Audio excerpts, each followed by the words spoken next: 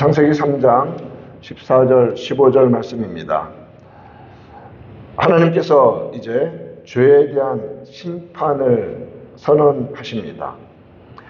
죄가 시작된 그 자리에서부터 심판을 선포하십니다. 순서대로 그렇죠. 유혹이 뱀으로부터, 사탄으로부터 여자에게 그리고 아담에게 갔습니다. 이제 심판이 죄가 시작된 자리, 뱀에게 심판을 시작하십니다. 뱀은 모든 가축과 짐승보다 더욱 저주받은 짐승입니다. 그래서 모든 인류가 보편적으로 가장 혐오하는 동물이 된 것이 우연이 아닙니다. 그것은 성경적인 바른 모양입니다. 가장 혐오스러운 짐승입니다. 그런데 여기서 우리는 뱀이라는 어떤 짐승을 볼 것이 아니라 사탄을 반드시 찾아내야 합니다. 뱀의 모습을 통해서 뱀으로 숨어있던 마귀는 하나님으로부터 멀어진 가장 타락한 영적 존재이고 인간을 유혹하여 죄에 빠지게 만든 것입니다. 그러므로 사탄도 모든 인류에게 혐오와 증오의 대상이 되어야 마땅합니다. 그런데 인간은 어떻습니까? 죄에 빠진 인간들은 주님께 돌아오지 않으면 그것을 너무 자연스럽게 받아들입니다. 그것이 죄의 결과이고 죄의 모습입니다. 사탄은 혐오의 대상입니다. 미워해야 합니다. 멀리해야 합니다. 마귀를 대적하라고 하셨습니다. 그리하면 너희를 대적하지 못하고 피하리라. 하나님을 가까이 하는 것이 마귀를 대적하는 길입니다. 마귀는 우리 주님 오시는 때 영원히 멸망하게 될 것입니다. 그러나 이제 우리 주님 오셨을 때, 이 땅에 오셨을 때 어떤 일이 벌어집니까? 너로 여자와 원수가 되게 하고 내 후손도 여자의 후손과 원수가 되게 하고 여자의 후손은 내 머리를 상하게 할 것이고 너는 그의 발꿈치를 상하게 할 것이다 라고 말씀하십니다. 이게 전쟁의 선포입니다. 여자의 후손과 뱀의 후손, 마귀의 세력과의 싸움은 시작이 된 것입니다. 이 말씀은 우리 구주 예수 그리스도가 오실 것에 대한 첫 번째 성경의 복음의 메시지입니다. 그래서 이 3장 15절 말씀을 여러분 꼭 기억하십시오. 이 말씀은 창세기에 선포된 원시복음이라는 신학적인 표현으로 씁니다. 예수 그리스도의 오심을 예언하는 것입니다. 타락한 인류, 하나님께 불순종한 인류, 죄에 지어서 하나님과 원수가 된 인류를 구원하실 구속자가 여자의 후손으로 오십니다. 은혜로운 약속입니다. 복음의 새로운 지평이 열리기 시작한 것이 바로 이 순간입니다. 죄로 말미암아서 이제 형벌이 주어지는데 그 자리에 하나님은 이미 치료책을 허락하시는 것입니다. 얼마나 놀라우신 은혜의 주님이십니까? 예수 그리스도 이러한 구원에 대한 놀라운 은혜로운 이 계시는 아담과 하와가 구한 것도 아닙니다. 그리고 어떻게 기대할 수 있겠습니까? 어떻게 주어진 것입니까? 하나님의 은혜와 하나님의 구속의 섭리로 준비된 것입니다. 100% 은혜는 하나님께로부터만 옵니다. 사람은 구원받기 위해 할 수 있는 것이 아무것도 없습니다. 딱 한 가지, 예수 그리스도를 영접하는 것입니다. 그것 외에는 살 길이 없습니다. 은혜는 100% 철저히 하나님께로부터만 옵니다. 인류 최초의 죄이지만 최고 최악의 죄가 범해진 것입니다. 하나님과의 언약을 깨뜨린 첫 번째 자리. 인류의 대표로 처음 만드셨고 인류의 대표로 하나님과 처음 언약을 맺었던 첫 사람이 실패했습니다. 죄가 어마어마한 죄가 들어왔습니다. 죄로 말미암아 사망이 들어왔습니다. 이 죄가 있는 곳에서 무엇이 선포되고 있습니까? 여자의 후손이 뱀의 머리를 밟아버릴 것이라는 이 놀라운 구원의 메시지가 선포되고 있는 것입니다. 죄가 클수록 하나님께서 부어주시는 그 은혜는 너무나 놀라운 것입니다. 죽어야만 하는 곳에 생명이 선포되고 있기 때문에 그렇습니다. 로마서 5장 20절에서도 죄가 더한 곳에 은혜가 더욱 넘쳤다고 말씀하십니다. 그렇기 때문에 모든 인류에게 있어서 가장 최고의 은혜의 자리는 어디냐면 창세기 3장 15절입니다. 근원입니다. 죄에 대해서 심판하시는 자리에서 하나님은 구원을 선포하시는 것입니다.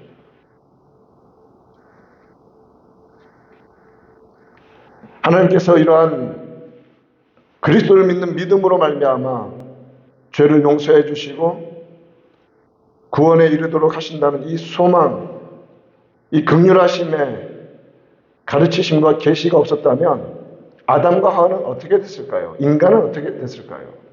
아마 더더욱 완악해졌을 것입니다. 죄악 가운데에서. 그러나 이제 소망이 주어졌습니다. 이 약속, 여자의 후손으로 오시는 이가 사탄의 머리를 밟아버리시라는 이 약속을 믿는 믿음으로 말미암아 구약 백성들은 구원받는 것입니다. 그래서 우리가 구약 백성들이 오실 메시아를 믿음으로 말미암아 구원받는 말씀이 그런 말씀입니다. 이 여자의 후손으로 오실 메시아를 믿지 아니하면 어느 누구도 구원받을 수 없습니다. 아담, 하와, 누구든지, 아브라함, 다윗, 누구든지 오실 메시아에 대한 믿음으로 구원받는 것입니다. 여자의 후손으로 오실 분이에요. 믿는 믿음으로.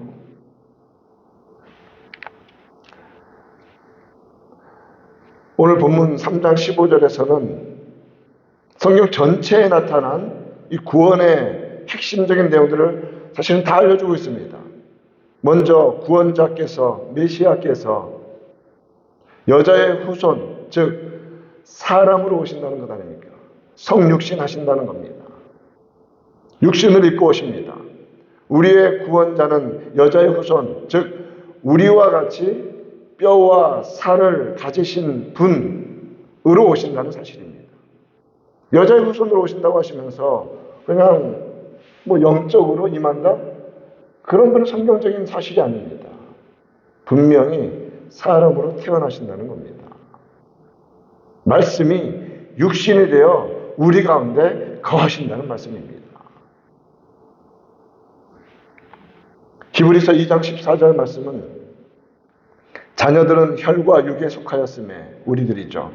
그도 즉 구원자도 예수 그리스도도 구원의 창시자도 또한 같은 모양으로 혈과 육을 함께 지니심은 죽음을 통하여 죽음의 세력을 잡은 자 곧 마귀를 멸하시기 위해서라고 하였습니다. 여자의 후손이 뱀의 머리를 밟아버리실 것이다. 마귀의 세력을 멸하실 것이다. 그가 우리와 같이 혈과 육을 지니고 오셔서 그 구원을 이루신다는 것입니다. 그런데 사탄은 가만히 있질 않습니다. 너는 그의 발꿈치를 상하게 할 것이다. 예수 그리스도는 이 땅 가운데 오셔서 완전한 사람으로 그 고난을, 그 죽음을 통과하셨습니다. 사탄이 발꿈치를 물었습니다. 죽이면 끝날 줄 알고 그 독으로 죽을 줄 알았습니다. 발꿈치를 상하게 한다는 건 역시 성자 하나님께서 이 땅 가운데 사람으로 오셔서 육신을 가지고 고난을 통과하신다는 말씀입니다. 사실 그 시작은 예수님께서 40일 금식하시며 기도하신 후에 육신을 가지신 주님께 감히 마귀가 피조물인 영적 존재가 하나님이신 분을 시험하기 위해 다가오지 않았었습니까? 마귀는 그런 존재입니다. 쉬지 않습니다. 틈만 보이면 누구든 넘어뜨리려 합니다. 예수 그리스도는 완전한 사람으로서 그렇게 시험을 받으시고 이 땅 가운데서도 곤고함을 느끼시며 특별히 십자가를 앞두고 허물과 죄가 없으시지만 우리의 허물과 죄로 인하여 그 십자가 고난을 친히 완전한 사람으로 통과하셨습니다. 발꿈치를 물은 겁니다.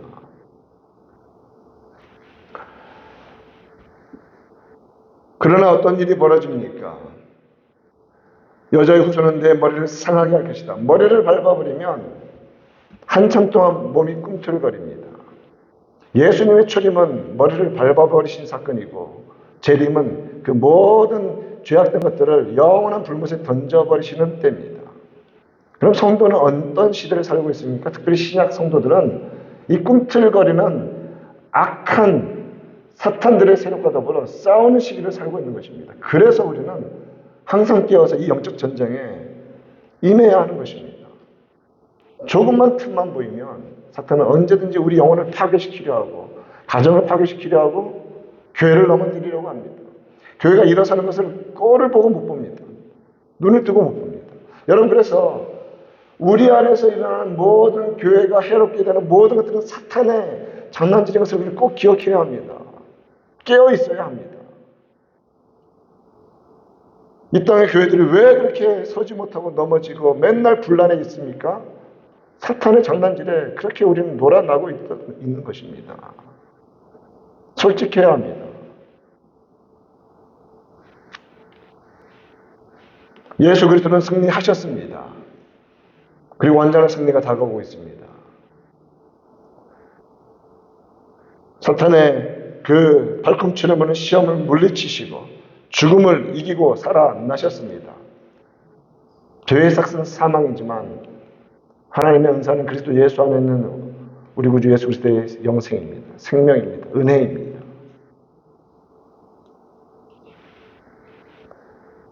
그러므로 마귀의 세력은 예수를 믿는 자들을 결코 이기지 못합니다. 넘어뜨릴 수 있을지언정 결코 이기지 못합니다. 그렇다면 이 싸움을 우리는 어떻게 싸우고 있습니까? 예수 그리스도 안에서 완성된 예언입니다. 그런데 이 예언은 동시에 성도들에게도 주어진 싸움을 말씀하고 있습니다. 요한계시록에 가서 보면 한 남자아이를 낳은 여자에 대한 계시가 나오죠. 그건 교회를 가리킵니다. 그 남자아이는 철장으로 이 세상을 통치할 인물이고 하늘로 이끌려 올라가셨죠. 승천하신 주님을 상징합니다. 그리고 여자의 후손들이 마귀와 싸우는 장면들이 나옵니다. 바로 성도들의 싸움입니다. 그러므로 우리는 성경 전체의 메시지 속에서 여자로 대변되는 교회에 속한 성도로서, 여자의 후손으로서 이제 마귀와 싸우는 싸움을 싸워가고 있는 것입니다. 그 싸움은 어디에서 시작됩니까? 다른 사람을 볼 것 없습니다. 우리의 심령 중심에서 매일매일 일어나고 있는 싸움입니다. 이 죄악된 본성과 우리를 통치하시는 생명의 성령의 법을 거스르려는 우리의 이 악한 죄악된 본성과 날마다 우리는 싸움이 일어나고 있는 것입니다. 그렇지 않습니까? 하나님의 은혜는 너무나 완벽합니다. 완전합니다. 더 이상 사탄은 우리를 통치하지 못합니다. 그런데 우리의 본성을 자꾸 부추겨서 하나님의 법에 거부하게 만듭니다.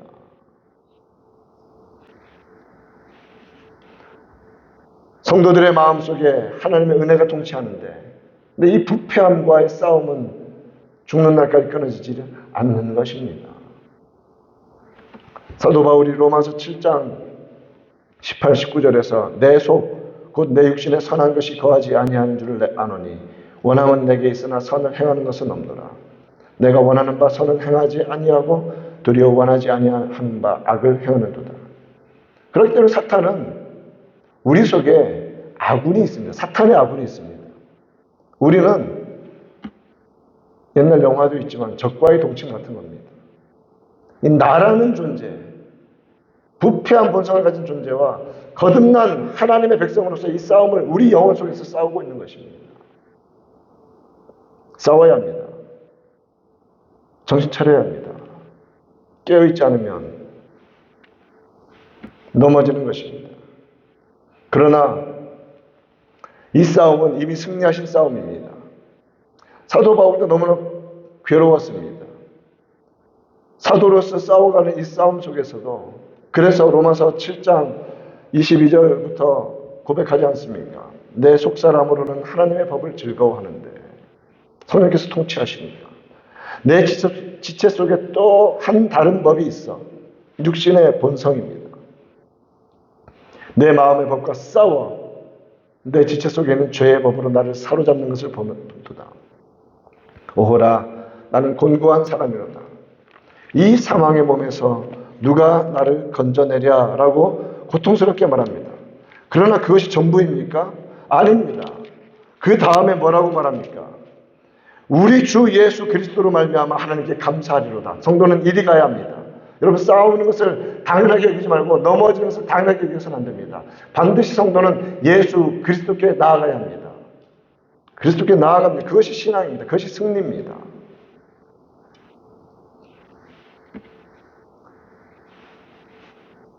비록 우리의 육신이 이 죄의 법에 자꾸 이끌리는 이 본성을 가지고 있지만 오늘도 성령의 법을 따르며 순종하며 믿음으로 살아감으로써 그리스도 예수 안에 있는 자에게는 결코 정죄함이 없는 이 믿음으로 담대하게 선포하며 선언하며 승리하며 살아가는 은혜가 넘치기를 우리 구주 예수님의 이름으로 축원드립니다.